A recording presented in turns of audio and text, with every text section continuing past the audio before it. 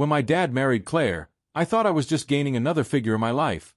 Someone to fill the role of stepmother, someone to help balance the broken pieces of a family that had lost too much already. She was elegant, calm, and carried herself with a kind of grace that made people turn when she entered a room. At first, I saw her the way I was supposed to.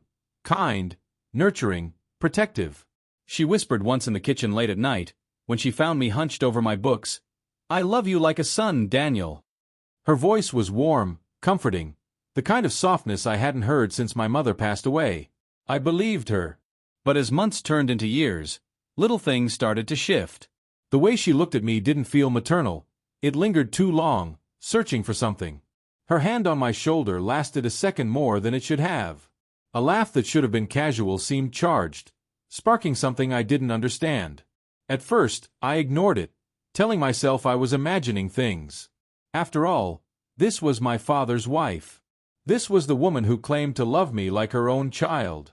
Then one night, the truth revealed itself in ways I couldn't ignore. We were alone in the living room. Dad had gone away on a business trip, and the silence of the house made every sound sharper. Claire poured herself a glass of wine, and for some reason, she poured one for me too. I was 21 by then, old enough to drink, old enough to know danger when it was sitting across from me with a half smile. She asked me about school, about the girl I'd been dating, about whether I was happy. But her questions weren't really about answers. They were about pulling me in. At some point, she reached across the sofa, brushing her fingers against my hand. It wasn't accidental. It wasn't motherly. It was deliberate, slow, filled with something I didn't want to name. I froze, and in that moment, she leaned closer, her breath soft against my ear. "You know I've always cared for you, more than I should." Her words were knives, cutting, sharp, and confusing.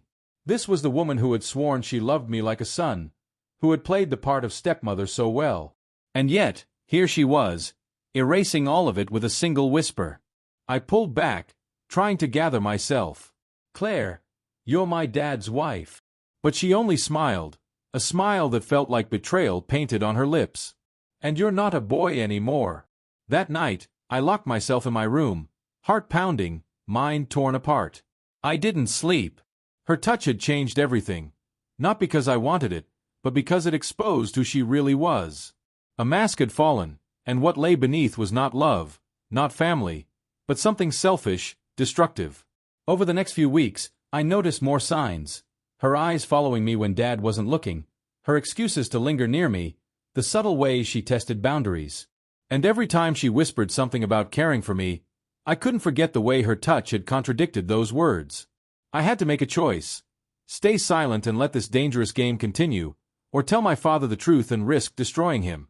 But betrayal is a heavy secret, and it doesn't stay buried. One evening, I came home earlier than expected. Through the half-open door of the study, I saw Claire on the phone, her voice low and urgent. "He's so much like him, but younger, stronger. I can't help it." She wasn't talking about Dad. She was talking about me. The betrayal hit me harder than anything. She hadn't just crossed a line, she had erased it completely. Everything she had whispered, every like a son she had ever said, was nothing more than a disguise for what she truly wanted. And it shattered me. That night, when Dad returned from his trip, I sat him down. My voice trembled, my hand shook, but I told him everything, about the whispers, the touch, the words I overheard. At first, he didn't believe me. His face hardened, his jaw set, and for a moment I thought I had just destroyed us both. But then Claire walked in, wine glass in hand, and saw us together.